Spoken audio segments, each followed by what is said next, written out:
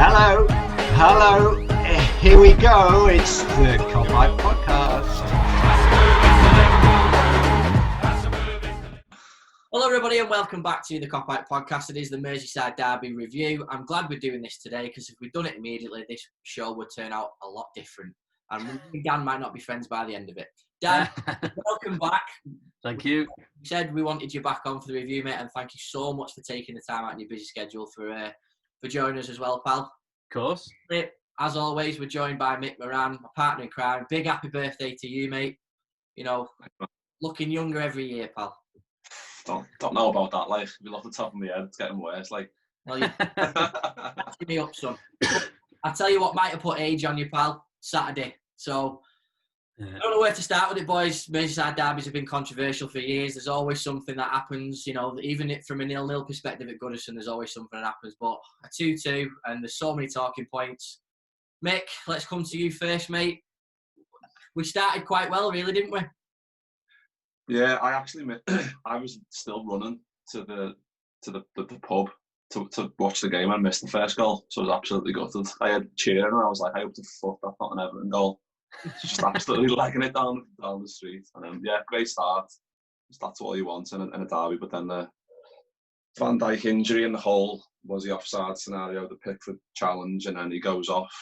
And then obviously they score off a corner, like, what was it, 10 minutes later probably. So it was just, yeah, it wasn't. The first half was good in terms of us, like, keeping the ball and doing well with the ball, but just stuff like that. Like, if Van Dijk was on the pitch for that corner, maybe he probably heads that away. It's just one of them, and it was just you lose your talisman at the back like that, then you're always going to struggle, really.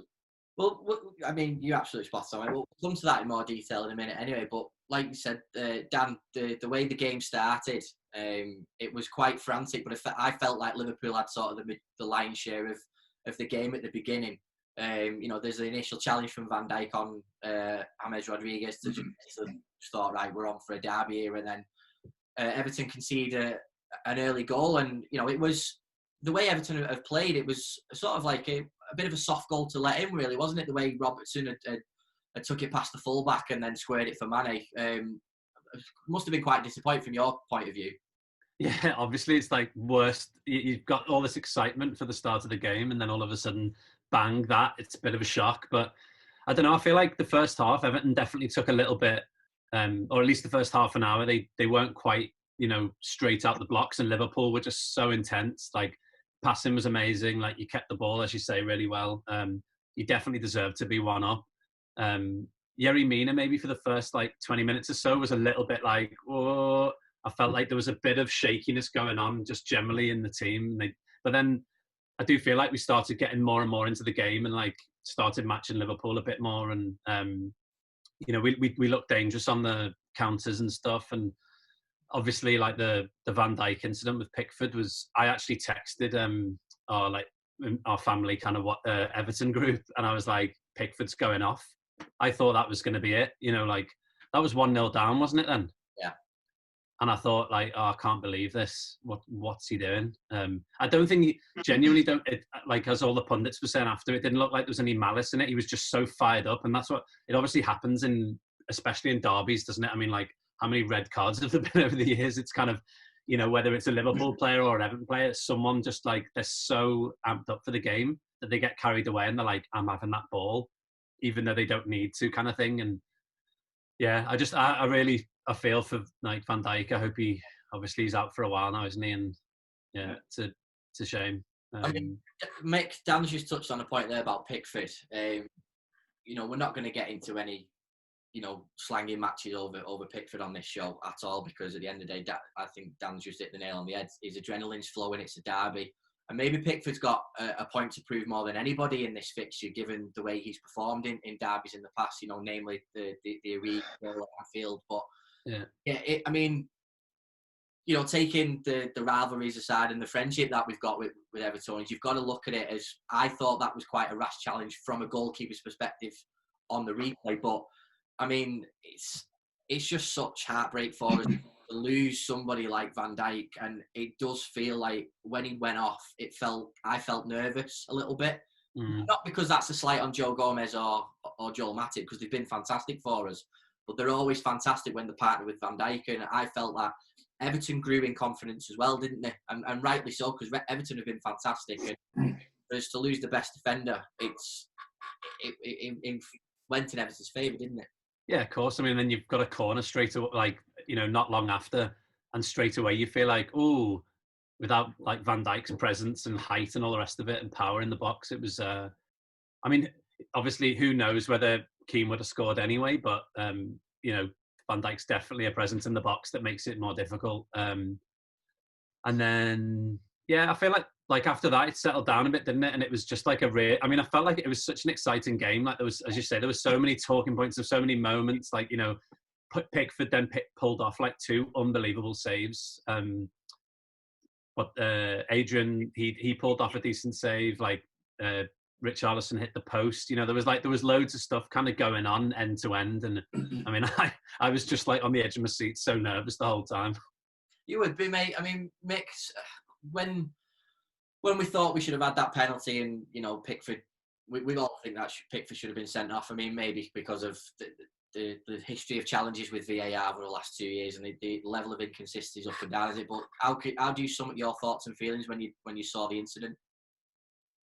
It's I don't understand it. Like, I watch Match of the Day and listen to like Alan Shearer, and it's like, well, how can they can make the decision that it's offside? So why can't they then make a decision that that's serious foul play? I understand like Pickford's under pressure and whatever, he wants to, like Dan said, be like energetic and try and prove that he's good enough to be Everton's number 1, England's number 1, and I think he does get carried away. He's that type of character, isn't he? But for me, I don't understand why he comes out that fast. Like, if it was like a midfielder in the middle of the pitch, you get away with it because it's a free kick. But to do that in the penalty area after 5 minutes and potentially give away a penalty and maybe get a ball, get a red card is a bit mad when you think, like, I know he's fired up that, but Jesus. No.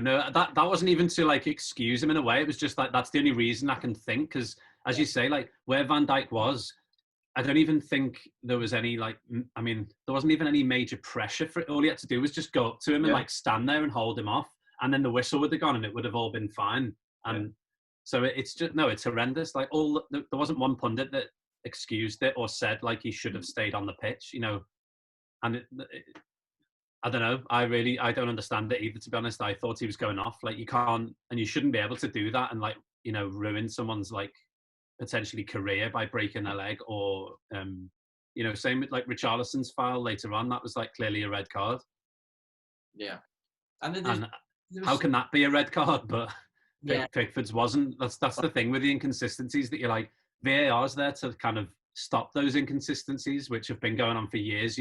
How many goals have you gone? You watched it again afterwards, and it's like, oh, they were offside and they missed it.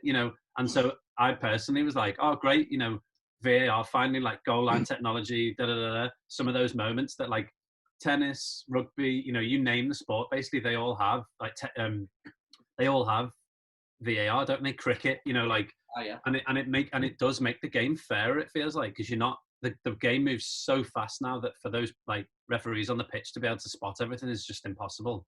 But obviously now with there's teething problems, aren't there? That's it, mate. I mean, it's one of those things that they get it so right in tennis, they get it right in rugby league, they get it right in cricket, and this is the biggest sport in the world. It's the most watched sport in the world, and it's somehow in the biggest league, in the biggest sport in the world, they don't have it right, and it's fascinating to just see who's in charge of it all. And this again, it raises another massive question, doesn't it, Mick? But every time there's an incident like this, you look at the goal line technology with the Aston Villa Sheffield United game last season. Was it back end of last season when the goal it should have been on, or it wasn't turned on? It's the thing, shit like that shouldn't be happening, should it?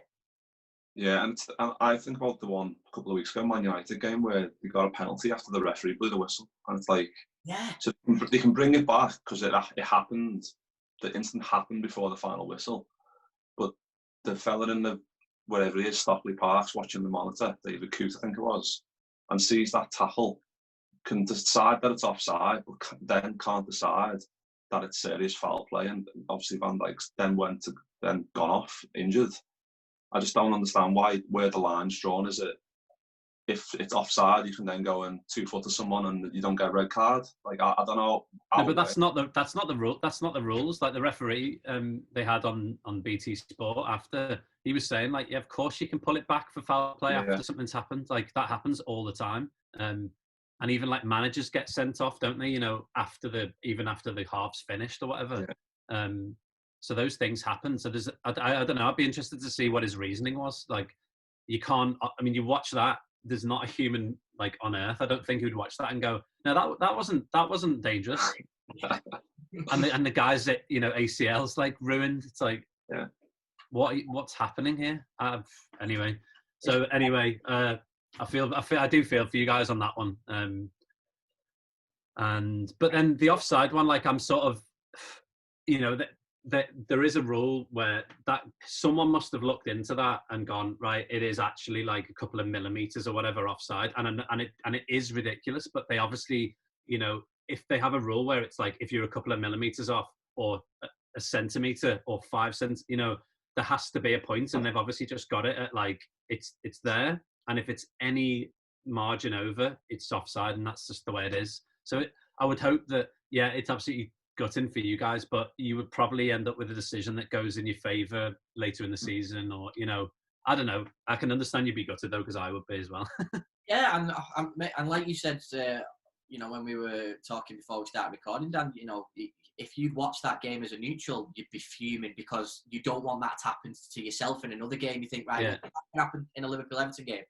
That can happen in a Spurs-Chelsea game. It can happen in Chelsea-United, City, Burnley, or whatever. You know, it is frightening how those small margins can define certain things. But before we get to that last part, we've got to think about what happened beforehand, because obviously, Mick, we are 1-0 up, and then Everton obviously score from a set piece, which usually we're very good at defending set pieces, and Keane scores a header from, I think it was like 6 or 7 yards out, where he outjumps our defence, which, like Dan pointed out, probably wouldn't have happened if Van Dijk was still on it. And then obviously some people after the game were saying if Alisson was in goal, he'd have got it. Is that just the agenda at the minute, or how do you feel about it? Do you feel like he could have got it? I don't know. Sometimes you build Alisson up to be this superhuman keeper, but he's not. But he's just a lot better than Adrian. When I seen it the first time, I did think Alisson probably saves that, and I don't know if that's just me, like I said, exaggerating Alisson's ability, but it's a good header. Like he's made good contact with it, and he's hit it very powerfully at the goal, and it's difficult to stop. So, like you said, how close he was to the goal, like 5-6 yards out. If the keeper saves it, you'd be clapping, saying what a save, like a world-class save. But if it's 5-6 yards out, should he be coming to collect it? Should he punch it away? Yeah, and if it's Alisson, he probably does that. That's the thing. It was the same like you said, Jay. When Van Dijk goes off, you get that nervous feeling, and if we're feeling it, the players are feeling it. I think because it's not no fluke that when we started winning trophies, we got Alisson and Van Dijk, and without those two on the pitch, you've got severely less quality. So I think it is the little fine margins like that. But once Alisson's back in the team, I do think we'll feel a lot calmer back there, even without Van Dijk, because I think Matip and Gomez between them, not great injury wise, but quality wise, they can definitely do a job for us this season up until Van Dijk's back. Definitely, right. And Dan, going into the game, obviously the break at 1-1, it was sort of like, well, we've definitely got a derby on our hands here, because there's so much happened in that first half. And like I said, Everton really, really grew into the game when Van Dijk had gone off. And again, like I said before, it's not a slight on Everton at all, because they've been brilliant all season, and regardless, I'm sure they still would have given Van Dijk a hell of a game anyway. But probably from your perspective as well as an Evertonian, I know obviously the injury to Van Dijk was horrendous and all that sort of stuff, but yourself, you might have gone, right, he's gone off now, this is a great chance for us. Yeah, to be honest, at the time, I didn't really think about that, because obviously you've still got like a really amazing team. So it was kind of, I just felt more that Everton were actually just starting to click a little bit more, and it was getting a more even match. But maybe with hindsight, maybe that was a factor. But yeah, no, it all started coming together more, and it just felt like it was such an exciting game. And then obviously you guys, you scored again. What a finish from Mo Salah. That was ridiculous. But again, what's Yerry Mina doing with that kind of nothing clearance? I feel like he should have just hoofed that up. But easier said than done when you're kind of running away. And he's obviously maybe in a slightly not the best position, but you can't, with someone like Mo Salah, like that is just in the same way that if Adrian had saved that header from Keane, it would have been like, wow, what an unbelievable save. How's that even possible? It was the same with Salah. Like, you can't really criticize Yerry Mina for that because no one else is going to score that goal, like outside of the foot. He didn't even lift his leg back, did he? It was just like in the bottom corner before you could, it was like, what just happened? I mean, he's such an amazing player. I love watching Salah, like even as a blue, he's just amazing. I mean, me and Mick spoke before James Rodriguez made his debut at Everton. We thought we all had that feeling, didn't we? We said it on the last show that we thought that Rodriguez might not be able to cut it. And what he's done so far, he's been brilliant for Everton. He's fantastic. He plays some great balls at the derby. But what Dan's just mentioned there, Mick, is Mo Salah's just, the ball sat up, he's gone, fuck this, I'm hitting it, twats it in the far corner. You can see the elation on his face because he's got his 100th goal for Liverpool, and 17th player to get 100 goals for Liverpool, and he's not going to stop there.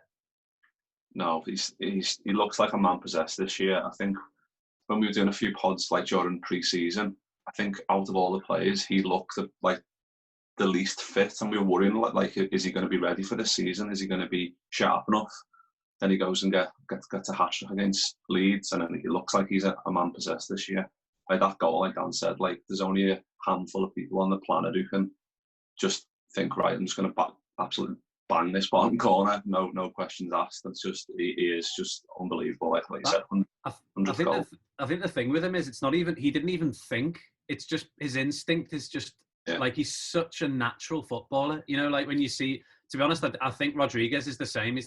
He's just a natural footballer. Like he gets he just seems to have this kind of 3D vision of the pitch, always going on, and he knows where everyone is somehow. Same with Salah, like the vision and the run, everything that's happening. He just he's always one step ahead of everyone else. It feels like, and in that case, he just, I don't know. It's just instinctive football, isn't it? When you watch players like that, like the Bergkamps of the world, like those players that come along, and you just go like, wow, they've got something that not many players have.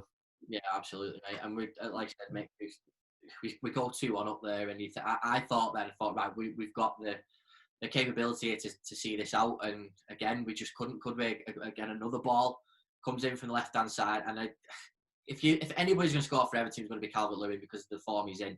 But again, I was frustrated because he out jumps Gomez. Robbo doesn't really seem to jump up for the ball either, and it's a great header because, like, if the ball's coming over from one side and you've got to track back and still manage to get power in your neck to put the ball and direction on it, it's just a sign of a confident person at the minute. And Mick, I'll come to you first, Mick, about the conceding of the goal. Deflation, because yeah, especially with, I think it was 80, when you had like 10 minutes left, and you could see, like, I was just saying, like, let's try and cut out like crosses into the box, but it's hard when you've got like Digne, who's got like a wand of a left foot and can curl in balls like that, and it's just like when it's Calvert-Lewin up against Robertson, there's only one winner, and even still, it was an absolute monstrous jump, wasn't it? Like when it went in, I was like, you know what, fair play, great goal. Like what can you say? Like it's just one of them. You can't prevent it, even if Van Dijk's marking him, he might have even still scored. Like it's just one of them. He's just got a tremendous leap at that precise moment. And like we can't even have a go at Adrian for that one because there was no stopping that, the amount of power he got in it. Absolutely. And yeah, it was just. Then I was worrying at Everton, like Dan was saying before, is Rodriguez going to bag a fucking 95th minute winner and fucking kill us off? But yeah, we'll come to that other bit in a minute. Calvert-Lewin on form, hero at the minute, isn't he? He's a fantastic player. Yeah. It was unbelievable. I feel like he had a point to prove as well after that. I don't know if it was like 10 minutes before that or something. There was that ball that came in and he literally he was there and he missed the ball. And you remember that chance? I mean, it was a tough chance and maybe Adrian would have like saved it anyway because he seemed like he was kind of there. But I reckon after that he was like, right, just keep firing them in. I'm going to get one. And like, it was such a great goal. Like, I think it was Rodriguez who just passed it straight down the line. And it was such a perfectly weighted ball. Fabinho, I don't even think he touched it. He just like first time in, boom. I mean, that's what you want to see, isn't it, from your striker? Definitely. Yeah. Like I said, from an Everton's perspective, you've got to look at it and go, fucking hell, we're playing some amazing football at the minute. And to do those type of plays against the Premier League champions, albeit, they don't have Van Dijk, but like you said before, you've still got to get through the midfield. And it's splitting passes like Rodriguez that is going to give you that ammunition this season. It's something that you've been lacking, and that just proved it. And Liverpool were, because you had more, like you just said, you had more than enough chances to take the lead anyway. But like you said, squaring up 2-2 is just brilliant. And then I thought, well, that's it now. That my prediction's done. That's what's going to happen. No, there's yet more drama, which again, I feel sick talking about it. And I know we've touched on it beforehand, but mate, Mick, the Thiago pass was just essence of what that player is all about. Let's just talk about that first. I mean, he's looking one way and the ball goes the other. Absolutely, just sexual, just unbelievable. He's like he's shaping up to go like into midfield, and then it just the skies on the pass to play Mane, and the fact is Mane knows he's going to play it because he runs back onside, definitely onside. And great ball, and then it's just the thing is, like we touched on VAR, it should be cutting these discrepancies out, but if it's creating more grey areas, that's the problem. Like I don't know. All the old guards say no advantage for the attacker, but I don't know. I don't know how it works. I don't know how they're differentiating between fucking arm hairs or whatever. And really, for me, it should be a goal, and we should be looking at Pickford again for another horrendous mistake, because that Henderson goal, disallowed goal, he should be just literally catching that and easy. Hendo fluffed it, didn't he? He fluffed the shot a little bit, and then. Dan, from an Everton's perspective, you must have thought, for fuck's sake, Pickford. Oh, massively. Yeah. Well, I was just like, I just can't believe let them cut in that easily. And again, I mean, it was similar to like the first goal almost in a way. Like it was almost identical. Like pull it back to that sort of 6 yard, and again, no one's like cutting it out or marking. Pickford. I mean, I'm not a keeper, but like I would have thought like after some of the saves he pulled off earlier in the game. Was it Matip's header? I mean, like that save was just ridiculous. That was like Schmeichel-esque. It was almost behind him, and like I don't know how he kept that out. So how he can do that, but that like fluffed shot from Henderson, he doesn't get both hands to it. It is. I mean, yeah. But with the offside thing, I don't know. There must be. Although actually, to be honest, after whoever's in charge of the VAR, if he didn't send Pickford off earlier, you definitely start doubting like their judgment.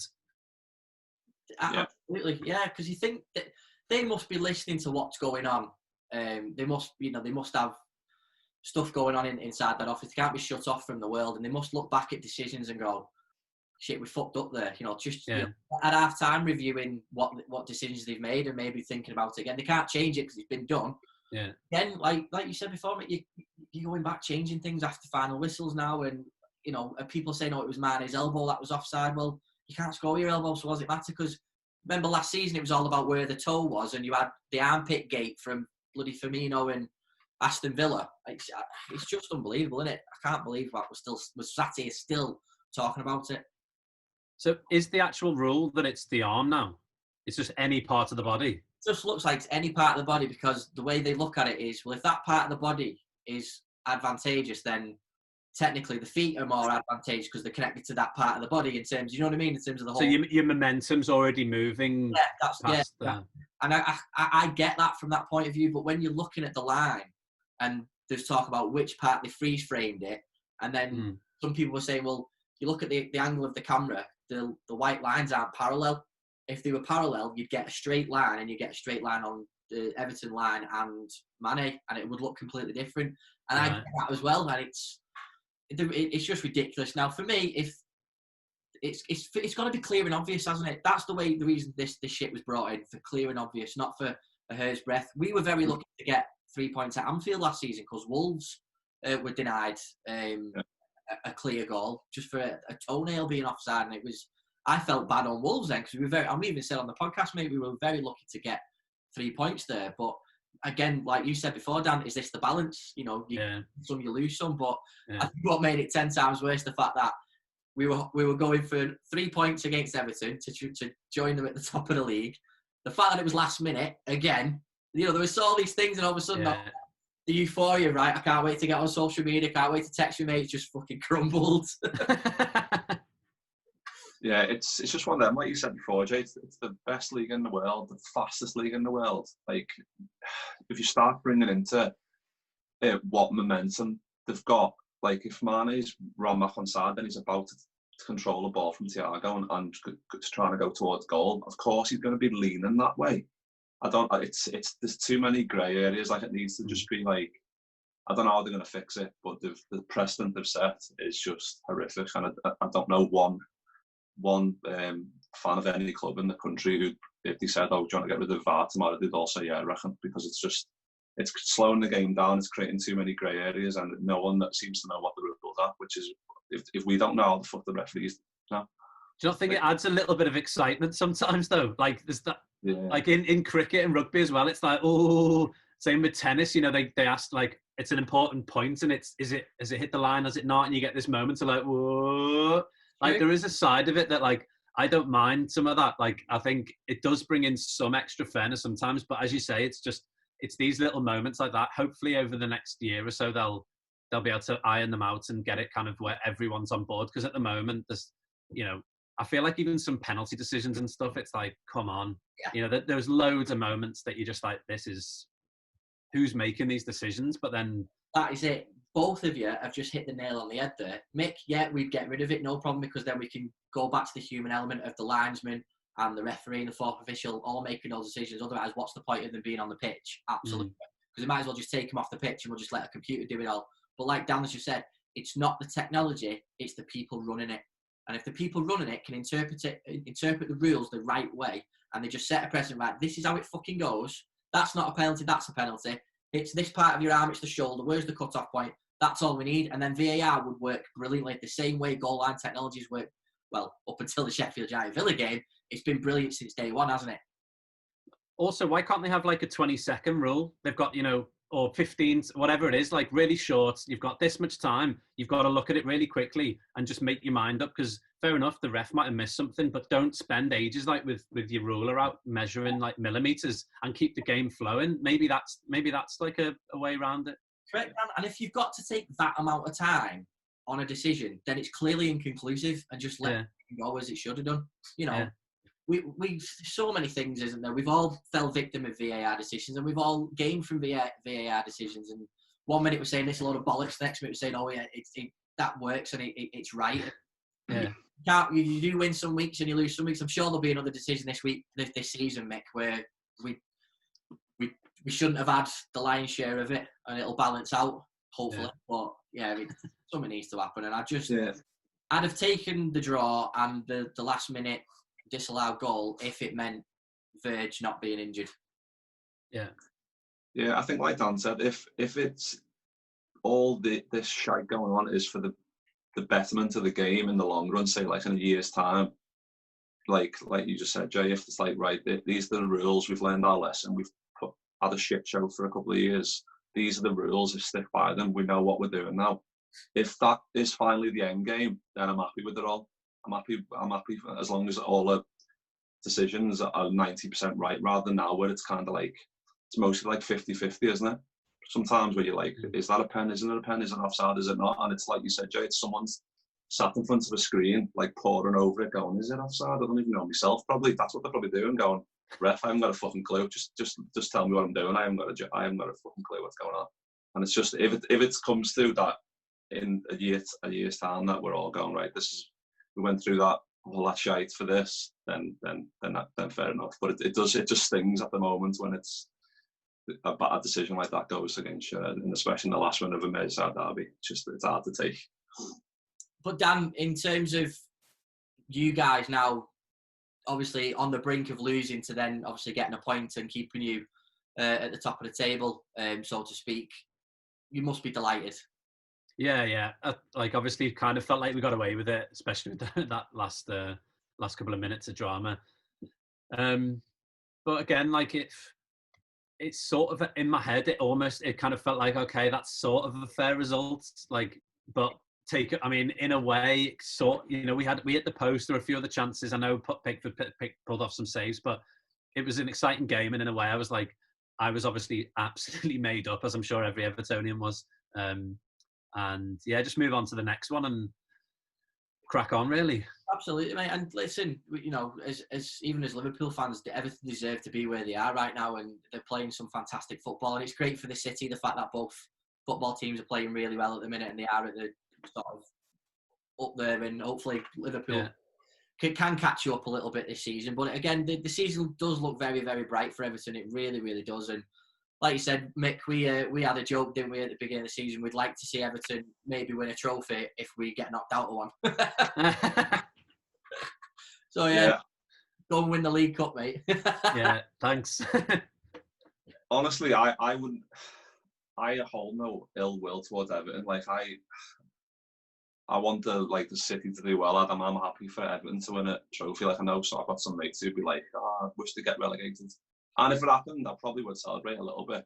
But, to be honest, if push came to shove, then I would. But if you just won a trophy, I wouldn't be like, oh, fuck off. Like, it wouldn't bother me. I'd probably be happy a little bit because it's been a long time for you, isn't it? But yeah, I think these are going to do well this season. Like we touched on Rodriguez and all the signings you've made. You look like that was the first time since we touched on the last podcast since 2010. Where he's actually made a fist of a derby, where it's been like not just shut up shop and hope to nick a goal off a corner. Like he's actually played football and he's looked like a good cohesive team. And if you just as long as you keep Ancelotti there and keep making little signings every transfer window, I think he's be up there, definitely top 6 in the next year or two. Definitely, mate. I want to get both of your perspectives on something now, because the weekend was quite interesting because of the derby result, and Twitter sphere and face pest were going bananas, weren't they, in terms of like the rivalry, because you had there was a lot of disgusting comments that were coming out from both sets of fans. There was lots of things that were controversial, namely a Liverpool Twitter account going to Parliament as a fucking petition to get Jordan Pickford arrested or something, which was absolutely hilarious. Yeah, I'll send you the link, mate. It's fucking hilarious. The one big bloody thread, and it's so fucking stupid. But wow, the stuff that was coming out from both sides in terms of the poison was horrible, because I felt really uncomfortable. I'm not the type of person who will just comment and call out rival fans because of shit like that, because it's one of those things where you just let the game happen. The game's happened, friendly derby, as they like to say, but it just seems over the years it's got more and more poisonous.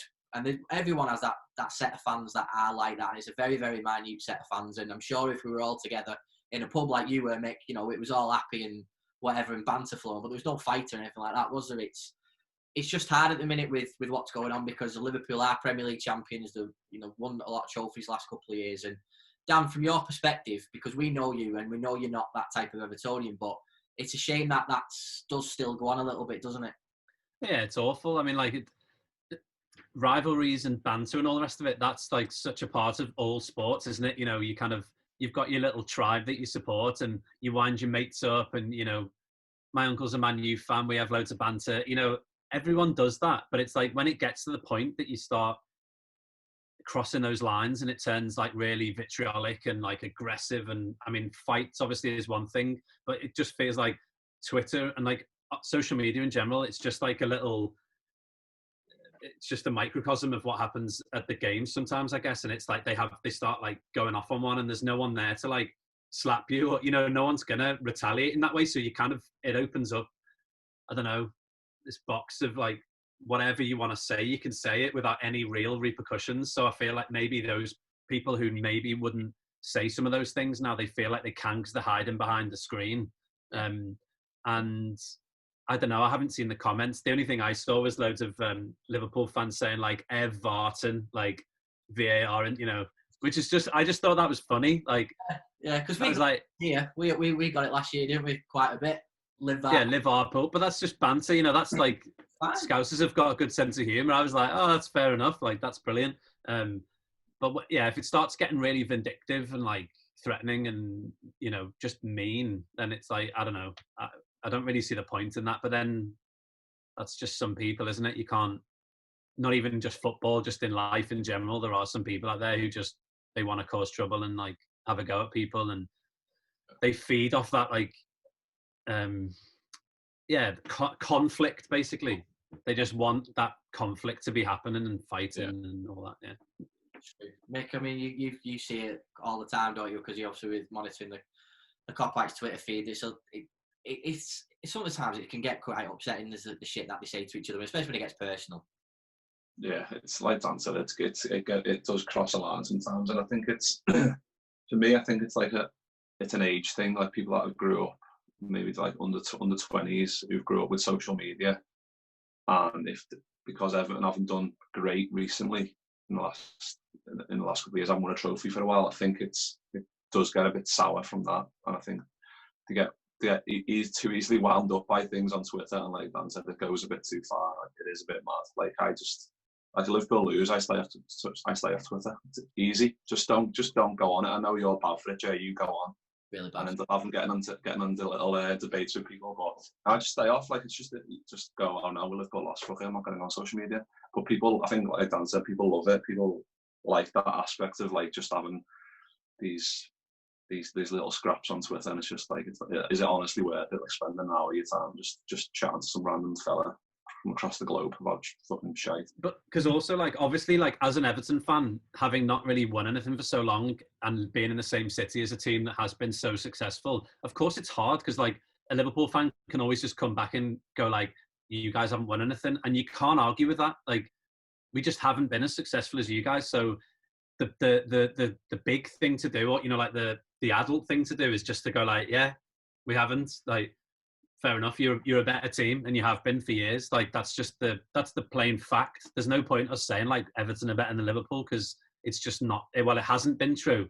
Maybe this season things are going to be different, but, you know, just being honest and like being able to take criticism for a team, that's also like takes way more courage in a way than just going like, you guys are whatever, you know, and having a go and stuff like.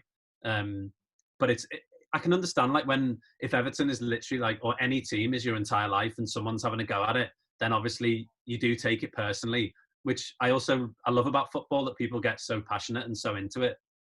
But as you say, it's just that moment when it starts feeling like you're taking it so personally. It's almost as though someone's offending your mum.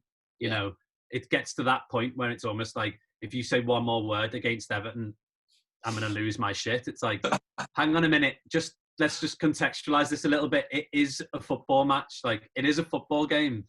It's a game, you know, both sides. Like, but then we've all been on the pitch playing football, and like, even though you can be a very calm person in your life, you're playing football, and you do get, you can end up getting really annoyed with someone. And of course you do get aggressive. Like, I mean, things happen on the pitch sometimes where you're like, whoa, what's he doing? He's normally like the most chilled out person ever, and he's like in someone's face saying like, you. So, you know, it's a nice way to get all that, those, like, you know, every human feels aggressive sometimes, like, so it's a good place to get those feelings out. But like, yeah, feel for it when people are getting trolled and stuff online. That's not good. And the footballers as well, some of the abuse they must put up with. Like, I dread to think Jordan Pickford, if he has social media, like, he must be getting a real like rough time of it at the moment. Yeah, I think that's where it gets, again, even more over, you know, too far over the line, isn't it? When you're just sounding somebody out on social media and giving them abuse for it. At the end of the day, we all make mistakes in life and stuff like that. Imagine if you fucked up in your job and some random would go, oh, you didn't get that fucking spreadsheet in on time, or, you know, saying to you, Dan, oh, you fucking failed on that drum part, didn't you? No, we you know? Honestly, on social media, sometimes we will, like, you know, 99% of it is obviously people who are just there to be positive and like sort of say what your music means to them or whatever. But you do get like people who literally go like, you guys are so shit, and start having an absolute go at you. And I just write back sometimes. I'm like, oh, really? Thanks for your criticism. That's great that you took the time to let us know that. I mean, some people that you're actually sat there at home, like, just telling people how shit they are. Like, how is that? Why are you spending your time doing that? But that's just... At the bottom of Dan's tweet, it says, sent well at the MTV Music Awards. Like that. So fair play, Dan. No, but Dan, you're absolutely spot on there, mate. You know, you're in the spotlight with what you do for a living, and, you know, albeit you've been very, very successful at what you do. And everybody, you know, for that one comment of shit, there'll be another 1,000 comments that are just really, really positive about what you do. So it's. Well, you just have to ignore it. But like, have you seen the documentary about I can't remember what it's called. It's the six. It's about like Beckham and Nicky Butt and all that. It was on Netflix. You know, it's about them all going to school together, like, and growing up and all that, and then becoming obviously like the amazing team that they were in the like late 90s and early 2000s and stuff. And they and when Beckham did he get sent off in an England match or something, and like this, what he went through from the press. I mean, obviously this was kind of before social media, but like press and stuff literally were just hounding him, and you know, almost like death threats at home and stuff like that, and people outside his house. You know, it's it's those moments where it's like, you know, no sportsman, well, no one in general should ever like have that kind of, it's not like they've murdered somebody, you know, like, or they're not a pedo, they're not, you know, there's nothing like, then it's just the game of footy, and yes, they made a mistake, as you say, but it's just mad. Like, people need to take a step back sometimes and just, yeah, it's too right, mate. Well said. Good comparison as well. Mate, we've just, obviously yesterday the news had broke that Van Dijk will, you know, there's no 100% confirmation of how long he'll be out for. I think it's a case of we'll drip feed the bad news because everyone's so broken out, but it does look like he's going to be out for a long period of time, doesn't it? How are you feeling about that for a start? And number two, how do you think we'll cope?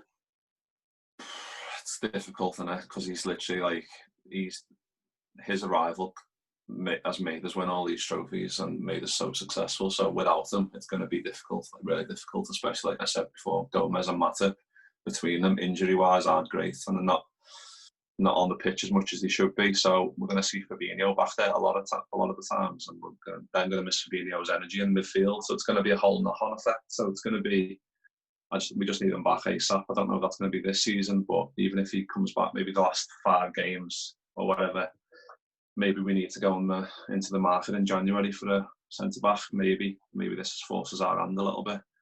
But I think that's a good point, like you just made there, mate. Because a lot of people, after, you know, clamouring for people to Santiago, and then we got him, and then obviously Jota comes in as a big surprise, which was great. And then everyone was then saying, right, we need a centre back, and it wasn't addressed.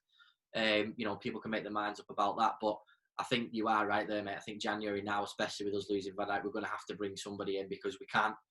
You know, they get no slight on Matip and Gomez, but their injury records the last couple of years are not great, are they? And we can't afford to be, you know, putting Fabinho in there, because he does such a good job in midfield anyway. He'd do a good job in defence, like he has done, and he's proved it, but it's not his position, and we don't want to be putting in an unknown, and especially when we're fighting to retain the Premier League again. It's going to make sure that the Premier League isn't as close this season, isn't it?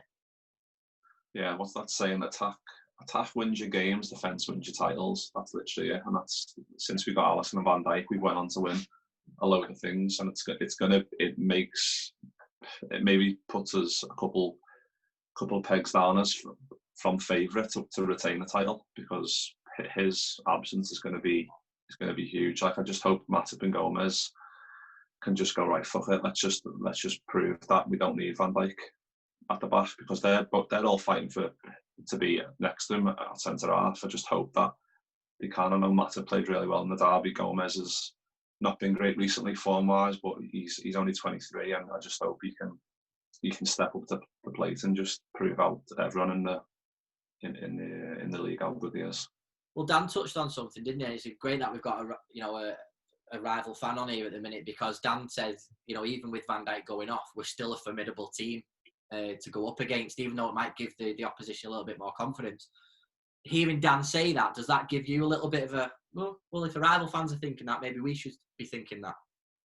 Yeah, I think there will be people who, like, there's going to be people like opposition strikers are going to be like, right, it's going to be easier without Van Dijk, and of course it is. That's common knowledge. But Matip's still a good player, and so is Gomez. It's like I said, it's just keeping them fit. Like, they're both good quality.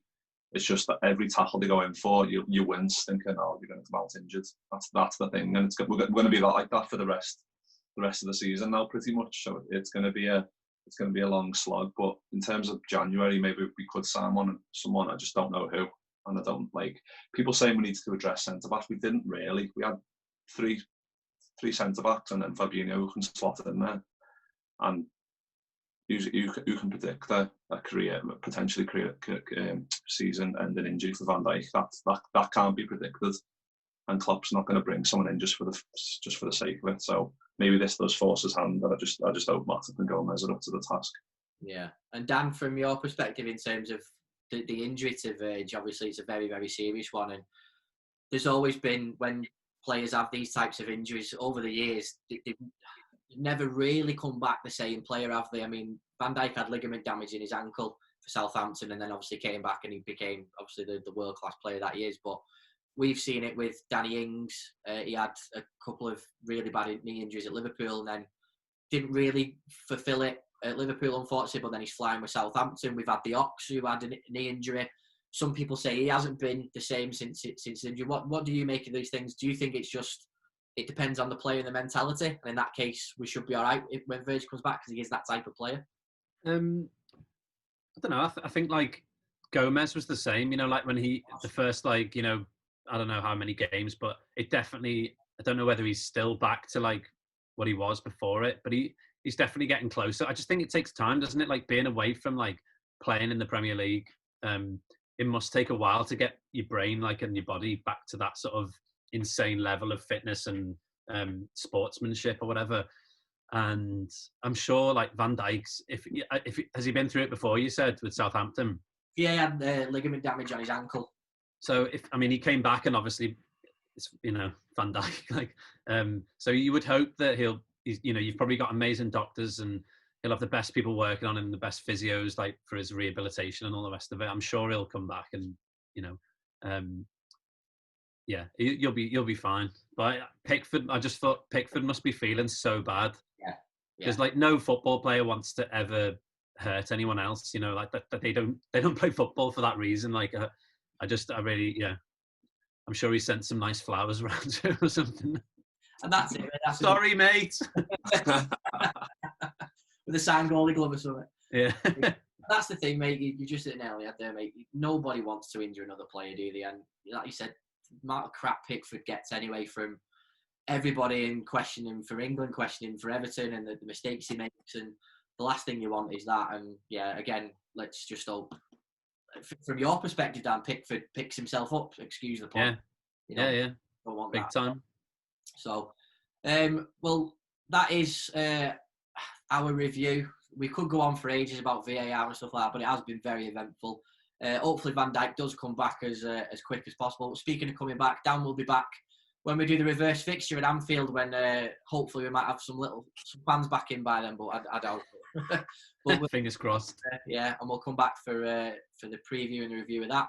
Dan, any updates in terms of Wombats stuff for those that missed the last episode? No, we just had a song out with a DJ called Weethan that came out on Friday, so that's it was nice to put out. And then we've got another song coming out with another DJ in a couple of weeks. Bit of an EDM phase featuring on people. We start recording our album in 2 weeks. Excellent. So that's it, really. How excited are you for this one? Yeah, very excited. Our producer just tried to call me then. Can't wait. It's going to be a good one, hopefully. Yeah, mate. Well, if it's anything like the last one, mate, you'll smash it again. But again, big thanks to Dan for coming on the show. We really appreciate it, mate. And again, you're all right coming back for the Anfield one as well, aren't you? Yeah, see you here. Anytime you want to come on as well, mate, it'd be great. Everton, keep going. We'll want to get you back on to chat about it. Mick, any birthday plans today? Doing anything? Going for a little meal and celebrating being 31 years young. That's all I can do. Still trying to get over Saturday, to be honest. Turn your phone off. Well, that's the Kopite podcast. We appreciate everybody who's watched it. Please give us a like, subscribe, leave a comment in the box below. Let us know what your thoughts. Check out our famous fans interview with DJ Spoon. Absolutely amazing interview with that lad. And check out the one with Harvey as well from So Solid Crew. Dan, thank you very much. Mick, thank you very much. And Mick, what's the line? See you next time.